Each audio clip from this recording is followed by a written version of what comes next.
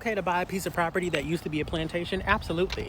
Is it okay to then go live on that piece of property without giving any type of acknowledgement to the land, nature, or ancestral spirits there? Absolutely not. Absolutely not.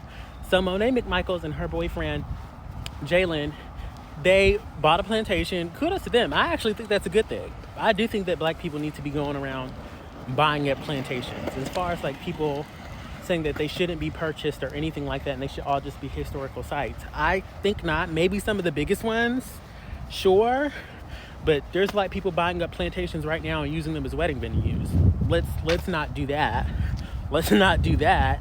And a quick Google search told me that there were up to 40,000 plantations in the South. You know what I mean? Maybe not all of them need to be historical sites, but I think we do need to have an intentional relationship about how we are engaging with these lands. And again, you know, there's trauma and pain and suffering connected to the nature spirits and the trees and the buildings. And like, I'm sure at some of them there are still sad, you know what I mean, spirits trapped on the land. You know what I mean? So to that point, yes, purchase the land, but make sure you do that healing work. You know, you need to build a monument, you know, pay a land acknowledgement. You know what I mean? I would create a bundle with like hyssop and roses and lavender, you know what I mean? And go and like smudge the land. You know, that's what they need to be doing.